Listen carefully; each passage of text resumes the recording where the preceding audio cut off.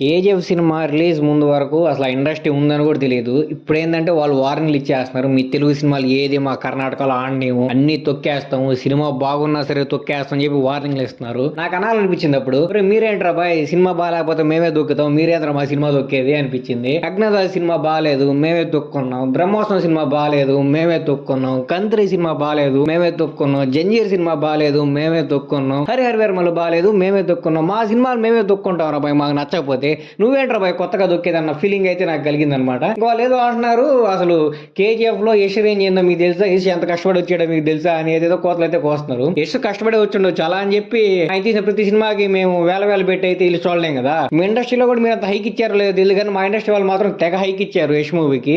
అదే ఆ టాక్సిక్ మూవీకి, సారీ ఆ టాక్సిక్ కళాకాండానికి అంత ఓవర్ హైప్ ఇచ్చినా కూడా మీరు ఏమైతే చేయలేకపోయారు. మీ కేజీఎఫ్ సినిమా మీ కాడ ఎంత కలెక్ట్ చేసిందో తెలియదు, కానీ మా కాడ మాత్రం చాలా అంటే చాలా బాగా అయితే కలెక్ట్ చేసింది. మీకు అదే ఆ కేజీఎఫ్ సినిమా లేకపోతే అలా శాండిల్వుడ్ ఉందని తెలియదు, లేదని తెలియదు. వాడు ఒక ట్వీట్ వేసాడు అనమాట, అరే ఇవన్నీ కాదు, తెలుగు ఫిల్మ్ ఇండస్ట్రీ వాళ్ళని తొక్కాలంటే మన డీ బాస్ బయటికి రావాలరా, ఆయన మళ్ళీ వచ్చి సినిమా తీయాలరా అని చెప్పి నాకు మైండ్ పోయింది. ఫ్యాన్స్ చంపేసే పిచ్చిన కొడుకులు కూడా ఇంకా ఫ్యాన్స్ చేస్తారు ఇంద్ర స్వామి. వాడు మామూలుగా కూడా చంపలేదు, అతి కిరాతకంగా చంపాడు. ఇంతవరకు అంత కిరాతకంగా నేను ఎక్కడ చూడలేదు. ఇంకా ఎవరు చంపుతారంటే అలాగా పక్క దేశ సైనికులు మన దేశ సైనికులు దొరికినప్పుడు చిత్రహింసలు పెట్టడానికి ఆ రేంజ్ అయితే చంపుతారు.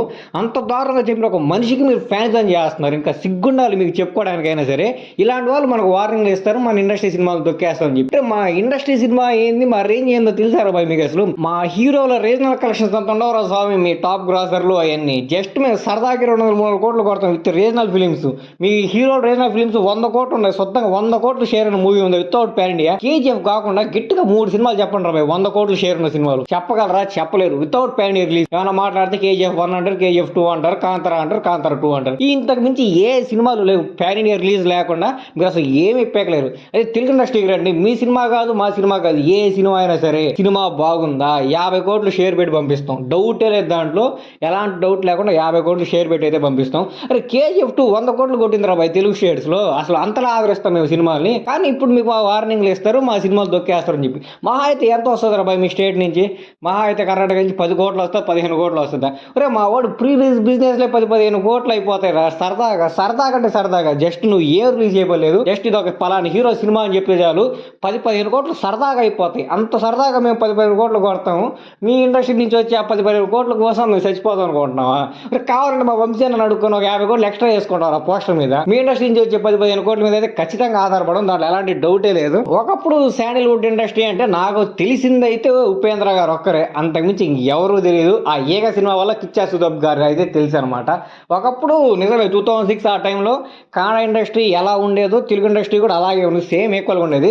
కానీ మేము కష్టపడి మా తెలుగు రైట్స్ని, మా తెలుగు స్టేటస్ని, మా తెలుగు రేంజ్ని, మా తెలుగు అవకాశం అయితే మేము పెంచుకున్నారా. ఈ రోజు ఒక తెలుగు ఆడియన్ కానీ ఆ సినిమా ఫ్లాప్ అని ముద్ర వేసాడంటే బరాబర్ సినిమా ఫ్లాప్ రాబాయ్. ఎంత రుద్దాలని ట్రై చేసినా, ఎన్ని చేసినా సరే, ఎన్ని పిఆర్ టీములు రంగంలోకి దిగినా సరే, టీఎఫ్ఐ యువత కానీ దిగిందంటే ఆ సినిమా ఫ్లాప్ అని నాకు రుద్దడానికి ట్రై చేసిన పిఆర్ ఏజెన్సీకి అగైనెస్ట్ గా ఇంకా వాడి తరం కాదు. ఇండియాలో ఉండే అన్ని పిఆర్ ఏజెన్సీస్లు ఏకమైనా సరే గుర్తుపెట్టుకోండి బాగా, ఇండియాలో ఉండే అన్ని పిఆర్ ఏజెన్సీలు కావాలంటే నీకు ఇండియాలోనే కాదు బయట నుంచి కూడా తెచ్చుకో, అన్ని ఏకమైనా సరే టీఎఫ్ఐ ఆడియన్స్ అది పోయిందన్నారంటే ఇంకా పోయింది సినిమా, ఇంకా నో డౌట్. అట్లా ఇంకా మాటలు లేవు అయ్యేవి. మా ఇష్ హీరో తొక్కేశారు, మా ఇష్ సినిమా తొక్కేశారు, టాక్సిక్ తొక్కేశారు, మా వాడు 4 ఏళ్ళు కష్టపడి తీసాడు అది ఇది అంటున్నారు కదా. సరే మాట్లాడుకున్నారు అబ్బాయి. కాడాలో ఫస్ట్ డే నాకు తెలిసి దానికి ఒక 20-25 crores షేర్ అయితే వచ్చి ఉంటుంది. సెకండ్ డే షేర్ ఏంద్రాబాయ్ ఎంత గలీజ్గా పడిపోయింది. నేను చూశాను 7 crores 8 crores ఉంది. మీ సినిమాని మీరే తొక్కుంటున్నారా? మేము ఏడరా స్వామి తొక్కేది? మేము అంత దిగజారిపోయిన సినిమాని ఇంకా తొక్కం. ఒక్కసారి సినిమా ఫ్లాప్ అంటే ఫ్లాప్ అంతే, ఇంకా రెండోసారి దాన్ని తొక్కేసి గందరగోళం అంతా చేయమన్నమాట. మీ తాడ సో అండ్ సో సినిమా ఏదో సంథింగ్ రిలీజ్ అయింది, చాలా బాగా ఆడింది. కాకపోతే మన తెలుగు ఆడియన్స్కి అది ఎక్కలేదు, తొక్కేశారు, నిక్కరంగా తొక్కారు, మామూలుగా తొక్కలేదు. అలా తొక్కేసి ఇప్పుడు కాంతార సినిమా ఉంది. అంత ముందు వరకు నాకు రిషబ్ శెట్టి గారు ఎవరో కూడా తెలియదు. ఆ సినిమా వచ్చాక రిషబ్ శెట్టి గారు అంటే ఒక గౌరవం వచ్చింది. కాంతార 2 సినిమాకి హైక్లు ఇచ్చినా సరే ఆ హైకులు డబ్బులు కట్టి థియేటర్ మేము మూవీ చూసాం. ఏదో నామకే వాస్తులాగా మీ సినిమా మేము ఆడనేమో తొక్కేస్తాను కోత అవతల పోయడం కాదు బాయ్, దమ్ముంటే ఒకసారి తొక్కి చూడండి. తర్వాత తెలుగు స్టేట్స్లో తెలుగు యువతకు కానీ మండిన తర్వాత ఆ కాడా సినిమా కాదు, ఆ మలయాళం సినిమా కాదు, ఏ సినిమా అయినా సరే ఆడిస్తారో లేదో అప్పుడు మాట్లాడుకుందాము. ఒరే మీకు బాగా గుర్తుందో లేదో, దర్శన్ గారే అనుకుంటా వచ్చి ఏదో సినిమాకి అనుకుంటా రాబట్టుకో ఏదో సినిమాకి మీరు ఇచ్చే ₹150 మాకు ఇంకా ప్రోత్సాహాన్ని ఇస్తుంది మూవీని ముందుకు తీసుకెళ్ళాలని చెప్పి చాలా గౌరవంతో మాట్లాడారు రాబాయ్ మా దగ్గరకు వచ్చి. మీరేంట్రా అంటే వాళ్ళకంటే ఎక్కువ చేస్తున్నారు. యష్ గారు కూడా నేను ఈ మట్టికి రెస్పెక్ట్ ఇవ్వాలి, ఆ ఏరియాకి రెస్పెక్ట్ ఇవ్వాలని చెప్పి మా తెలుగు స్టేట్స్కి వచ్చి తెలుగులో మాట్లాడాడు రాబాయ్. మీరేదిరా అంటే మా వాడి సినిమా మీరు తొక్కేస్తారు ఇది అని చెప్పి గలీజ్ లేపుతున్నారు. మీ వాడికి తెలుసు రాబాయ్ ఆ సినిమా పోయిందని చెప్పి, అందుకే ఆయన కూడా ఏం మాట్లాడలేదు. మీరు మాత్రం తెగ ఓవర్ యాక్షన్లు ఓవర్ హైప్లు ఏం చేస్తారు రాబాయ్ మహా అంటే. ఇంతకన్నా దూరంగా ఏం చేస్తారు, మా వాడు పోస్టర్లు చింపేశారు, మా వాళ్ళు కటౌట్లు పడగొట్టేశారు, వచ్చి సినిమాలు ఆపేశారు, ఫ్యాన్స్కి సెలబ్రేషన్స్ పర్మిషన్స్ ఇవ్వలేదు, వాళ్ళు రీప్లేస్ చేసిన షోస్ ఎన్నో ఉన్నాయి. ఇంత గందరగోళం చేసినా సరే ఇంకా మేము ఇండస్ట్రీ వాళ్ళని ప్రేమిస్తూనే ఉన్నాం, ఇండస్ట్రీ వాడి సినిమా మంచి సినిమాతో వస్తే మీకు హిట్లు ఇస్తూనే ఉన్నాం, మీకు కలెక్షన్స్ ఇస్తూనే ఉన్నాం. కానీ ఏ రోజు మేము మిమ్మల్ని ఇప్పుడు తప్పట్లేదు, ఏ ఇండస్ట్రీ వాళ్ళు తక్కువ అని చూడలేదు. ఇంతకీ అసలు మీ మైండ్లో ఏం రన్ అవుతుందో నాకైతే పూర్తిగా ఏం అర్థం కావట్లేదు. తొక్కేస్తావంటే అరే బాయ్, ఇండియా సినిమా ఇండస్ట్రీ అంటేనే ఫేస్ టాలీవుడ్ రా బాయ్. ఇప్పుడు అలాంటి ఒక టాలీవుడ్ని నువ్వు తొక్కేయాలంటే మీ ఇండస్ట్రీ ఎంత పెద్ద తోపు తునుకు అన్న వాళ్ళని ఊహించుకోండి. చెప్తున్నా కదా, హాలీవుడ్ వాళ్ళు అనుకున్నా సరే, లేకపోతే ఇండియాలో ఉన్న అన్ని ఇండస్ట్రీస్ ఏకమైనా సరే టాలీవుడ్ ఇండస్ట్రీని తొక్కడం ఇంపాసిబుల్. ఎందుకంటే మా దగ్గర ఉన్న దిగ్గజాలు అలాంటి వాళ్ళు అనమాట. ఒక సందీప్ రెడ్డి వంగ, ఒక రాజమౌళి, ఒక సుకుమారు, ఒక త్రివిక్రమ్. ఓరే బాయ్ సాల్రా బాయ్, ఏలేస్తాం ప్రపంచాన్ని. త్వరలో వారణాసి రాబోతుంది. ప్రపంచాన్ని ఎలా ఏలుతామంటే గుర్తుపెట్టుకోండి, అవతారు అవెంజర్లు ఇవన్నీ కాదు, వరల్డ్ వైడ్ సినిమా అంటే ఒక్క బాబే మహేష్ బాబు గారి సినిమానే, అది వారణాసి మాత్రమే అలా చేస్తాం. ఇండియా సినిమా అంటే ఒకప్పుడు అందరికి ఫేస్ బాహుబలి 2 కదా, అది మా తెలుగు ఇండస్ట్రీ నుంచే వచ్చింది. అది చాలా గర్వంగా చెప్పుకోవడం గుర్తుపెట్టుకోండి. త్వరలో రాబోయే ఏ సినిమా అయినా సరే ఇండియాకి ఫేస్గా మారబోయేది తెలుగు ఇండస్ట్రీ నుంచి వచ్చిన సినిమా మాత్రమే. ఓన్లీ మా తెలుగు యాక్టర్స్ తీసే సినిమాలు మాత్రమే. దానికి డైరెక్టర్ ఎవరైనా ఉండొచ్చు, కన్నడవాడు అయి ఉండొచ్చు, తమిళోడు అయి ఉండొచ్చు, ఎవరైనా అయి ఉండొచ్చు రాబాయ్, కానీ యాక్టర్ మాత్రం మా తెలుగోడే అయి ఉంటాడు. ఇండస్ట్రీని శాసిస్తాం అంతే. కానీ వారణాసితో కొల్లగొట్టబోతున్నాడు రాజమౌళి గారు.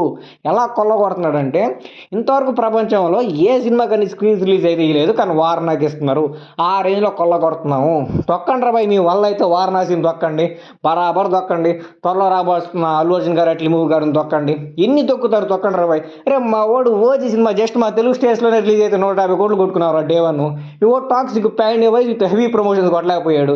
రే బరాబర్ చెప్తాను రాబాయ్, మా సినిమా పాన్ ఇండియా రిలీజ్ కాకపోయినా సరే, ఓన్లీ తెలుగు స్టేట్లో రిలీజ్ అయినా సరే డే 1 100 కోట్లు పెడతాము. విత్ షేర్, గ్రాస్ కూడా కాదు, షేర్ 100 కోట్లు పెడతాము. మీకు దమ్ము ఉందా? ఆ రేంజ్ షేర్లు పెట్టే దమ్ము మీకుందా? 100 కోట్లు దాకెందుకు రాబాయ్, జస్ట్ 30 కోట్లు షేర్ పెట్టించాలి, అదే ఎక్కువ. మీ శాండ్వుడ్లో ఉన్న హీరోస్ అందరినీ కలిపి ఒక సినిమా తీసుకోండి రాబాయ్, దమ్ము ఉంటే 30 కోట్లు షేర్ పెట్టించాలి. అదే జస్ట్ మా పవన్ కళ్యాణ్ గారు మహేష్ బాబు గారు కలిసి ఒక మల్టీ స్టార్ తీయమని చెప్పండి. ప్యానీ రీల్ అంత అవసరం లేదు రాబాయ్, ప్యానీ రీల్ వద్దు, బొక్కొద్దు, బోడొద్దు, ఏమొద్దు. జస్ట్ తెలుగు స్టేట్స్లో మాత్రం రిలీజ్ చేయమని చెప్పండి. 180 కోట్ల నుంచి 200 కోట్లు గ్రాస్ పెట్టేస్తారు. డౌటే లేదు రాబాయ్, దాంట్లో ఎలాంటి డౌటే లేదు. థియేటర్లు బద్దలైపోతాయి, సెలబ్రేషన్స్ ఇంకా బీభత్సం. ఆ రేంజ్ హిస్టరీ ఉన్న ఒక టాలీవుడ్ ఇండస్ట్రీని, ఆ రేంజ్ అవకాశం ఒక టాలీవుడ్ ఇండస్ట్రీని, ఎక్కడో ఇండస్ట్రీ ఉందని తెలిసిందే ఒక సినిమా వల్ల, ఆ సినిమా వాళ్ళు తొక్కుతామంటే నాకు చాలా అంటే చాలా హాస్యాస్పదంగా ఉంది. ఇంకా మీదటైనా సరే దృష్టిలో పెట్టుకోండి, టాలీవుడ్ని తొక్కాలంటే ఇండియన్ ఫిల్మ్ ఇండస్ట్రీస్ అంతా ఏకమైనా సరే ఇంపాసిబుల్ ఈవెంట్ రా స్వామి అని గుర్తుపెట్టుకొని అయితే వ్యవహరించండి.